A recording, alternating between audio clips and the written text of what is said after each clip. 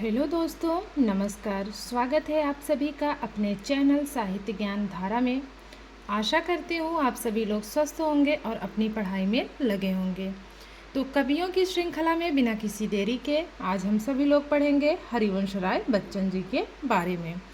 तो जिन लोगों ने चैनल को सब्सक्राइब कर रखा है उनका बहुत बहुत आभार, और कोशिश किया करिए कि आप लोग वीडियो पूरा देखा करिए, उससे जो है चीज़ें और अच्छे से समझ आएंगी। तो देखते हैं हरिवंश राय बच्चन जी के बारे में। इनका समय 1907 से लेकर 2003 ईस्वी के मध्य माना जाता है। हरिवंश राय बच्चन का जन्म सन 1907 को प्रयागराज उत्तर प्रदेश में हुआ। हरिवंश राय बच्चन ने इलाहाबाद विश्वविद्यालय से स्नातक और अंग्रेजी से एमए किया। बच्चन जी सन 1942 से 1952 तक इलाहाबाद विश्वविद्यालय में अंग्रेजी के प्राध्यापक पद पर कार्य किया। तो इन्होंने जो है इलाहाबाद विश्वविद्यालय में अंग्रेजी के प्राध्यापक कब से कब तक रहे हैं, तो 1942 से लेकर 1952 अर्थात 10 वर्षों तक। हरिवंश राय बच्चन ने विदेश मंत्रालय में हिंदी विशेषज्ञ के रूप में सेवाएं दी। हरिवंश राय बच्चन ने कैम्ब्रिज विश्वविद्यालय से इंग्लैंड के इट्स के काव्य पर शोध कर अंग्रेजी में पीएचडी की। आगे देखते हैं, हरिवंश राय बच्चन आकाशवाणी के साहित्यिक कार्यक्रमों में भी संबद्ध रहे। सन 1966 में राष्ट्रपति डॉक्टर सर्वपल्ली राधाकृष्णन ने बच्चन जी को राज्यसभा के सदस्य के रूप में नामांकित किया। प्रसिद्ध फिल्म अभिनेता सदी के महानायक अमिताभ बच्चन इन्हीं के पुत्र हैं। आगे देखते हैं, हरिवंश राय बच्चन हालावादी कवि हैं। उनका जीवन मधु कलश है, दुनिया मधुशाला है, कल्पना साकी और कविता प्याला है। बच्चन जी ने सूफी कवि उमर खयाम की रुबाइयों से प्रभावित होकर सूरज और सुंदरी की कविताएं लिखी, जिसे हालावाद के नाम से जाना गया। इस प्रकार बच्चन जी को हालावाद का जनक माना जाता है। तो महत्वपूर्ण है, इसका विशेष ध्यान रखेंगे। बच्चन जी को हिंदी का बायरिन भी कहा जाता है। हरिवंश राय बच्चन का प्रथम कविता संग्रह तेरा हार सन 1929 में प्रकाशित हुआ। तो जो बच्चन जी हैं, इनका प्रथम कविता संग्रह कौन सा है, तो वो है तेरा हार। आगे देखते हैं, उनको सन 1968 में दो चट्टानें काव्य के लिए साहित्य अकादमी पुरस्कार दिया गया। तो बच्चे कैसे होते हैं, बच्चों की जिस चट्टान के जैसी होती है। तो इस प्रकार से जो है इसको कनेक्ट करेंगे। दो चट्टानें काव्य किसका है, तो हरिवंश राय बच्चन जी का है। सन 1992 में पहला सरस्वती पुरस्कार हरिवंश राय बच्चन को ही दिया गया।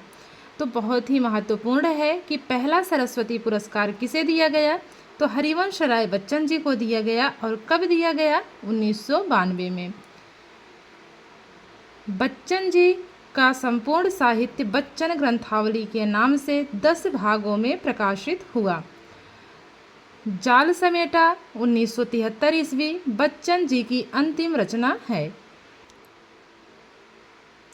तो बच्चन जी की अंतिम रचना कौन सी मानी जाती है, तो जाल समेटा मानी जाती है। और जाल समेटा का समय 1973 ईस्वी माना जाता है। अब बात करते हैं हरिवंश राय बच्चन जी की रचनाओं के बारे में।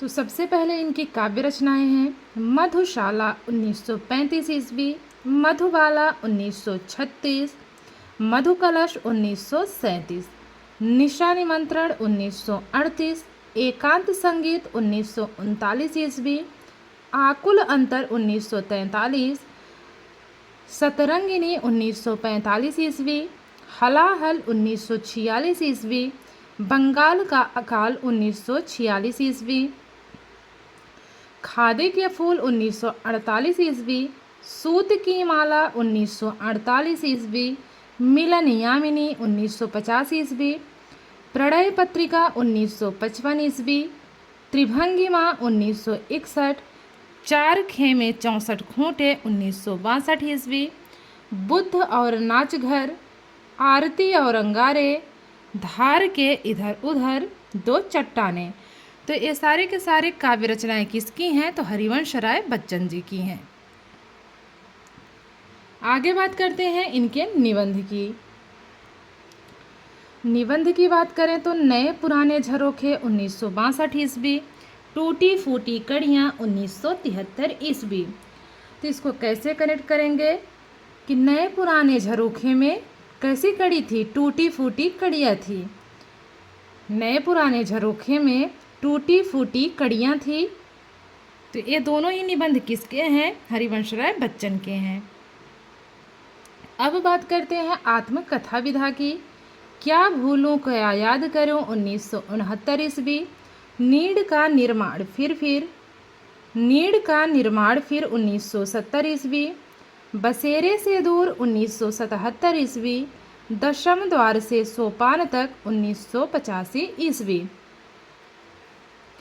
तो जो हरिवंश राय बच्चन जी हैं वो बसेरे से दूर क्या करते हैं? बसेरे से दूर जाकर नीड़ का निर्माण करते हैं और कहते हैं कि क्या भूलूं क्या याद करूं दशम द्वार से सोपान तक। हरिवंश राय बच्चन जो है बसेरे से दूर होकर क्या करते हैं? नीड़ का निर्माण करते हैं और कहते हैं कि क्या भूलूं क्या याद करूं दशम द्वार से सोपान तक। तो ऐसे इसको कनेक्ट करेंगे, चारों की चारों आत्मकथाएं इनकी याद हो जाएंगी। अब बात करते हैं संस्मरण विधा की। नए पुराने झरोखे, समय है 1962 ईस्वी। अनुवाद की बात करें तो हेलमेट, जनगीता, मेकबेथ। तो ये तीनों के तीनों इनके अनुवाद हैं। अब देख लेते हैं इनसे बनने वाले महत्वपूर्ण प्रश्नों के बारे में जो परीक्षा के दृष्टिकोण से अत्यंत ही महत्वपूर्ण हैं, जो कई बार परीक्षाओं में पूछे गए हैं। पहला प्रश्न है, हरिवंश राय बच्चन का जन्म कब हुआ? आपके सामने विकल्प है 1907 ईस्वी, 1908 ईस्वी, 1911 या फिर 1912। तो हरिवंश राय बच्चन का जन्म हुआ है 1907 ईस्वी में। पहला वाला विकल्प बिल्कुल सही है। अगला प्रश्न है, हरिवंश राय बच्चन किस विषय से इलाहाबाद विश्वविद्यालय में प्राध्यापक रहे हैं? अंग्रेजी, हिंदी, संस्कृत या फिर उर्दू? तो अंग्रेजी के प्राध्यापक रहे हैं। पहला वाला ऑप्शन बिल्कुल सही है। अगला प्रश्न देखते हैं, हरिवंश राय बच्चन को किस साहित्यिकवाद का प्रवर्तक माना जाता है? मानसलवाद, हालावाद, सूरावाद या फिर नकेलवाद?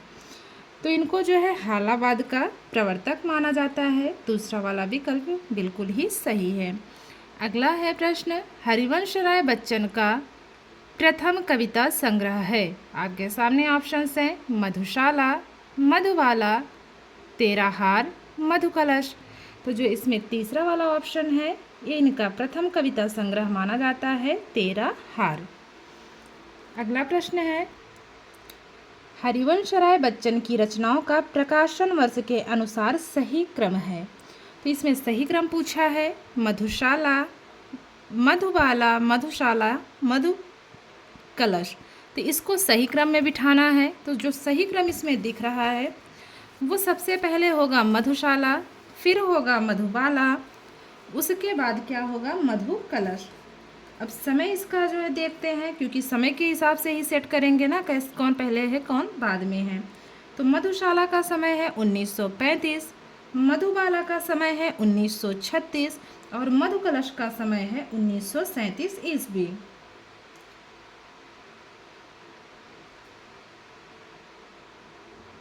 इसको कैसे कनेक्ट करेंगे कि 35 साल का जो है 35 साल का साला 36 साल की बाला के साथ क्या करता है? 37 बार मधुकलश लेकर घूमता है। तो इसको ऐसे ट्रिक के साथ कनेक्ट कर सकते हैं। आगे देखते हैं, अगला प्रश्न है, हरिवंश राय बच्चन को किस काव्य के लिए साहित्य अकादमी पुरस्कार दिया गया? दो चट्टाने, एकांत संगीत, मधुशाला या फिर निशा निमंत्रण? तो जो 2 चट्टानें हैं इसके लिए इन्हें साहित्य अकादमी पुरस्कार दिया गया, तो पहला वाला ही विकल्प बिल्कुल सही है। अगला प्रश्न है, हिंदी का पहला सरस्वती पुरस्कार हरिवंश राय बच्चन को कब दिया गया? 1990, 1991, 1992 या फिर 1993? तो जो इनको दिया गया उसका समय है 1992 ईस्वी। अगला प्रश्न है, हरिवंश राय बच्चन का संपूर्ण साहित्य बच्चन ग्रंथावली नाम से कितने भागों में प्रकाशित हुआ? 10 भागों में, 9 भागों में, 8 भागों में या फिर 7 भागों में? तो 10 भागों में प्रकाशित हुआ, पहला वाला विकल्प सही है।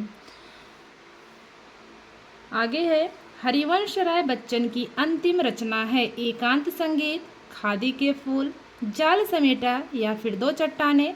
तो जो इसमें तीसरा वाला विकल्प है जाल समेटा बिल्कुल सही है।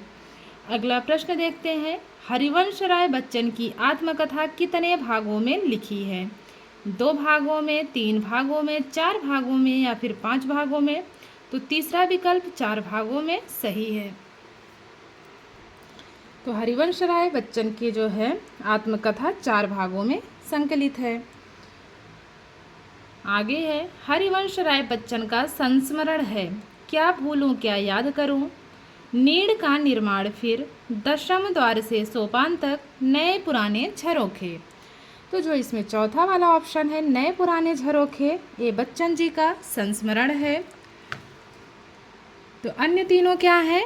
तो अन्य तीनों इनकी आत्मकथा हैं। आगे है,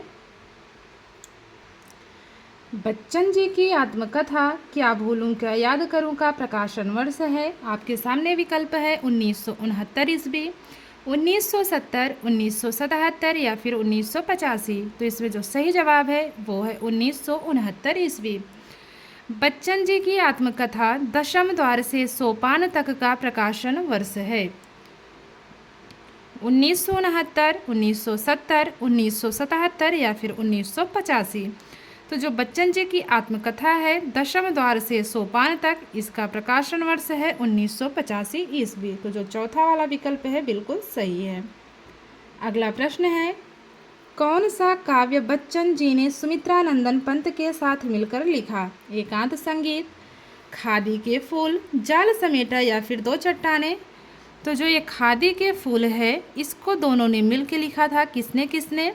हरिवंश राय बच्चन जी और सुमित्रानंदन पंत जी ने।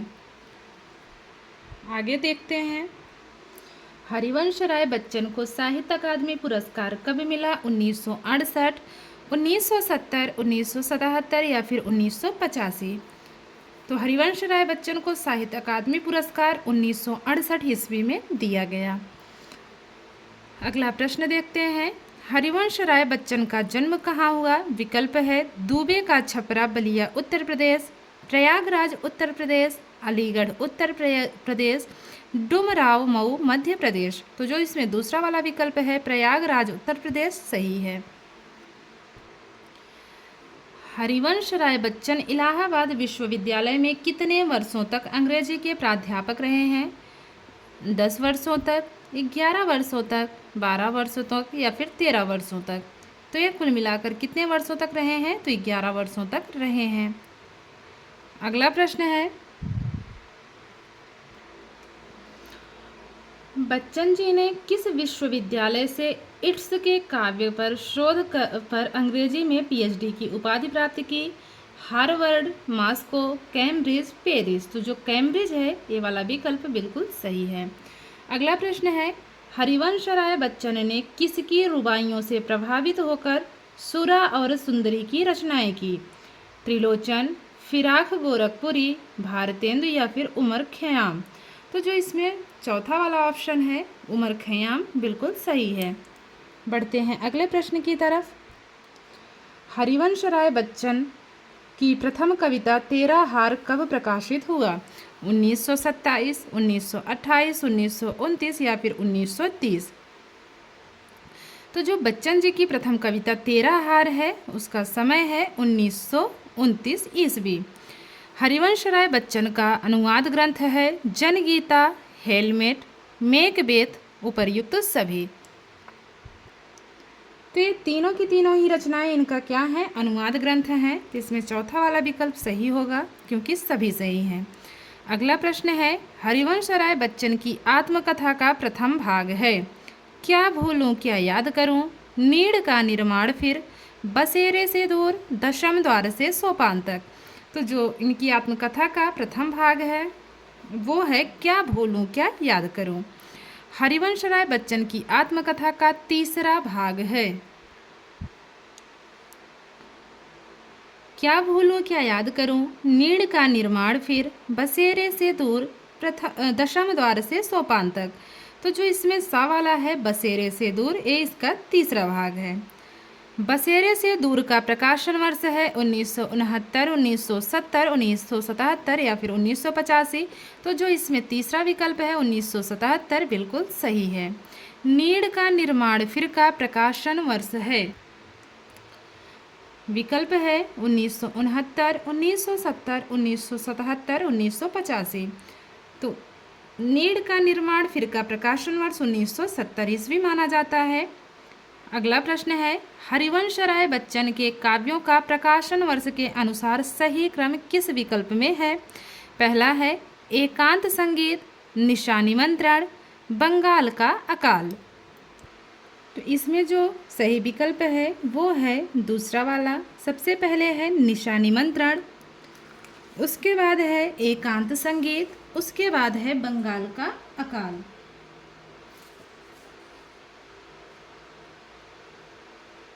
निशा निमंत्रण की बात करें तो 1938 ईस्वी की रचना है। एकांत संगीत की बात करें तो 1939 ईस्वी की है।